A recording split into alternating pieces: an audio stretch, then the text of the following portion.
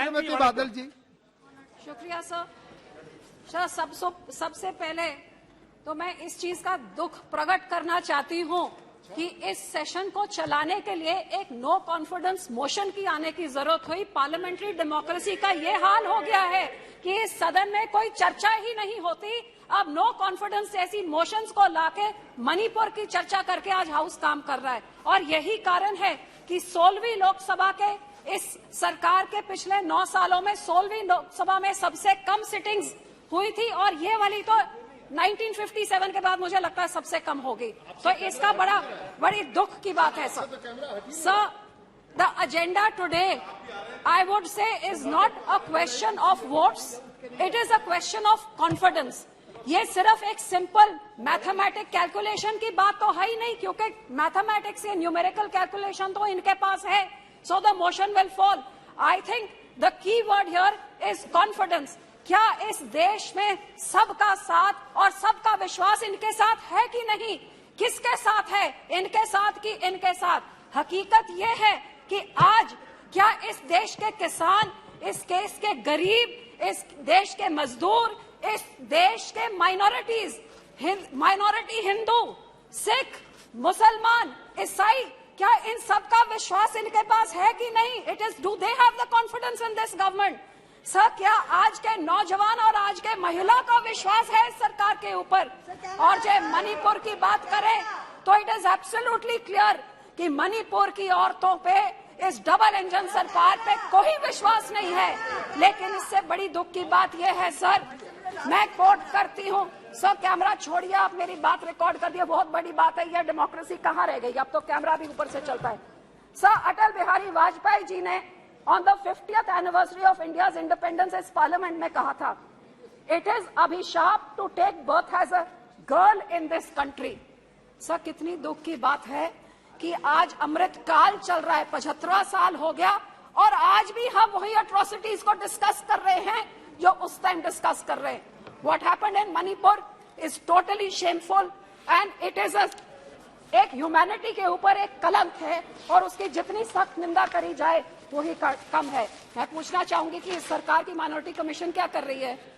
ये बोले नहीं, गए नहीं। माइनॉरिटी कमीशन के हेड क्या कर रहे हैं? कितनी बारी मणिपुर गए, कितनी बारी नू गए हैं? हमारे पंजाब के तो हमारे धार्मिक मसलों में इंटरफेयर करने का पूरा टाइम है, इधर जाने के लिए टाइम क्यों नहीं है? तो मैं हाथ जोड़ के सरकार को विनती करती हूँ कि राम के लिए इस अमृत काल में ये धर्म की राजनीति हर इलेक्शन के पहले इसको बंद करिए, ये जहर देश में मत घोलिए।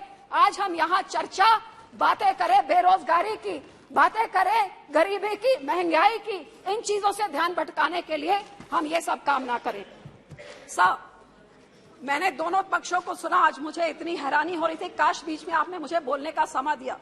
यहाँ पे बोले राहुल जी, बहुत उनके दिल में दर्द था, यात्रा करी है उन्होंने यहाँ से वहां तक, भारत माता के कातिल इनको बताया, इनके देश के भारत माता के हथियार बताया, केरोसिन की बात करी। अरे भैया, सारा देश इन्होंने घूम लिया, काश यहाँ पे आप जाके विधवा कॉलोनी में घूम लेते, जहाँ 1984 में आपने सिखों के ऊपर केरोसिन से गले में टायर से साड़ के वो औरतों को विधवा किया, और हजारों लाखों औरतों को विधवा करने के बाद वो हथियार सज्जन कुमार के घर के पास आपने विधवा कॉलोनी बसाई।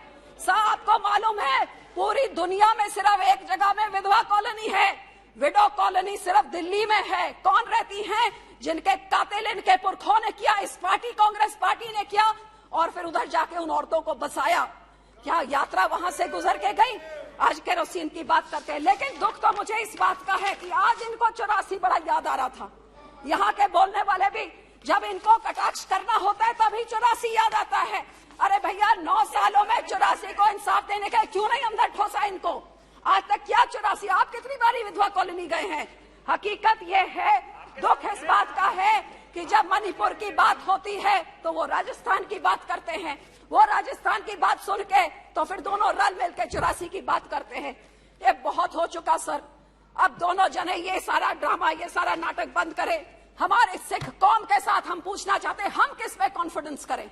इन्होंने जो किया आपके सामने हमारे कत्लेआम करें, हमारे धार्मिक संस्था पे अकाल तख्त साहब, गोल्डन टेम्पल को आर्मी से बिल्कुल टेटेरी करके खत्म कर दिया। हमारे पंजाब के टुकड़े टुकड़े करके पंजाबी स्पीकिंग एरिया निकाल के दूसरी स्टेट बना दी। हमारी राजधानी हमसे खोली, हमारा पानी हमसे खो लिया। कौन सा अत्याचार इन्होंने नहीं किया है, लेकिन इन्होंने क्या किया है?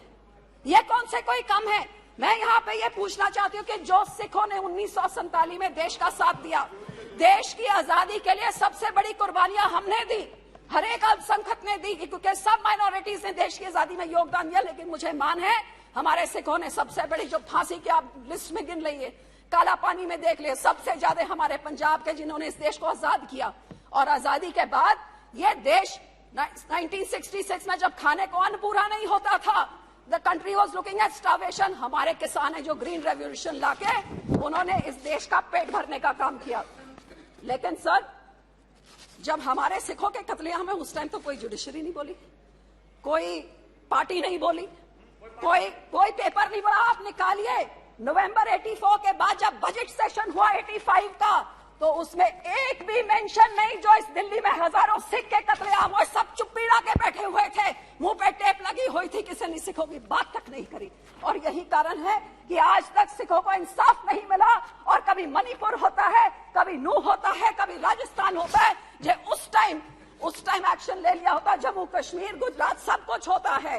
तो सर, जो सिखों के गुरु ने, 9वें गुरु ने, हमारे 9th गुरु ने अपनी कुर्बानी दी, कश्मीर के पंडितों की बात हुई। अफसोस कि उस टाइम की माइनॉरिटी, हिंदू माइनॉरिटी को बचाने के लिए, उस टाइम की मुस्लिम मेजॉरिटी से बचाने के लिए हमारे सिख गुरु ने अपनी कुर्बानी दी और हिंद की चादर का खिताब उनको मिला। लेकिन उसकी तो बात तक नहीं करी। जब उनके लोगों को मारा जा रहा था तब भी बात नहीं करी। तो सब मैं पूछना चाहती हूँ, उस टाइम हमारे लोग जो भावुक होके उन्होंने कुछ अपने हाथों में इसके खिलाफ आवाज उठाई, उनको जेलों में फेंक दिया।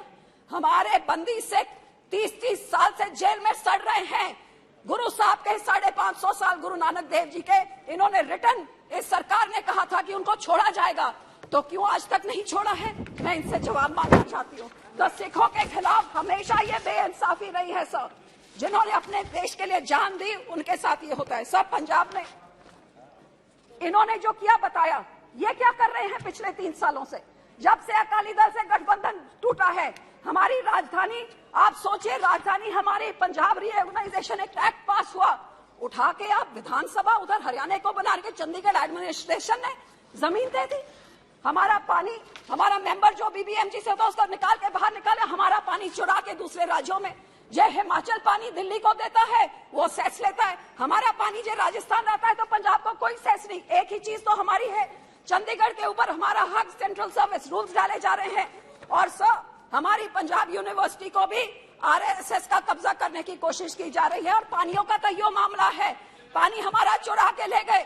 लेकिन आज जब सारा पंजाब पानी में डूबा हुआ है तो उस पंजाब के हाथ पकड़ने के लिए कोई नहीं है।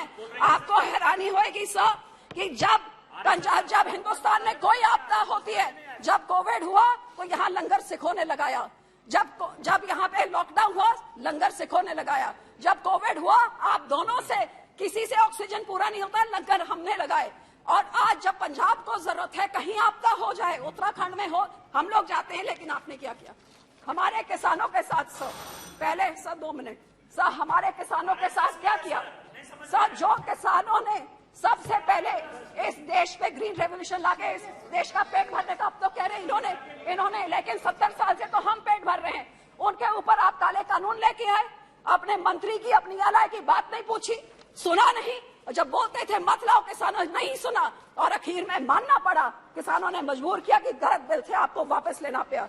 और फिर ये डबल इनकम को क्या करना, डबल डिस्ट्रेस। आज बता दीजिए कौन से राज्य में डबल हो गया इनकम? पेट्रोल, डीजल, फर्टिलाइजर, हर चीज में महंगाई की मार सब झेल रहे हैं। कभी हमारे बच्चों पे, नौजवानों पे ऐसे लगा के उनको असम की जेलों में फेंक देते हैं। कभी हमारा कोई भी चीज हो, वहां पे हमारे किसान जो आंदोलन में थे एनआईए लगा देते हैं। कभी खालसा एक जो मदद करता है जहां उनके ऊपर। बहुत बहुत धन्यवाद मैडम, बहुत बहुत धन्यवाद सर। लास्ट 2 सेकंड सर, आखिर में मैं सिर्फ यही कहना चाहूंगी सर, मानस की जात सब एक को पहचानबो। मानस की एक ही जात होती है, एक पिता एकस के हम बारे की हमारे गुरबानी में सिखाया है। ये सरदार प्रकाश सिंह बादल 5 बारी मुख्यमंत्री रहे, एक दिन फिरकू हिंसा नहीं हुई। चाहे पंजाब का हिंदू, मुसलमान, सिख, ईसाई सब उनको अपना समझता था, क्योंकि मुख्यमंत्री होके वो हर एक का स्पेशल दिन खुद बनाते थे। हर एक के धार्मिक स्थान पर भगवान वाल्मीकि, गुरु रविदास होए, दुर्गाना मंदिर होए, हर एक का उन्होंने सत्कार और आदर किया। और यही कारण है सब कि उस समय 1990 में जब वाजपेयी जी की भाजपा की सरकार को ये हाथ नहीं लगाता था, क्योंकि इनको फैनेटिक समझते थे, सबसे पहले स्टार बादल थे जिन्होंने इनका हाथ थामा। बहुत बहुत धन्यवाद, एनडीए बनी। बहुत बहुत धन्यवाद। डॉक्टर हिना गावित जी।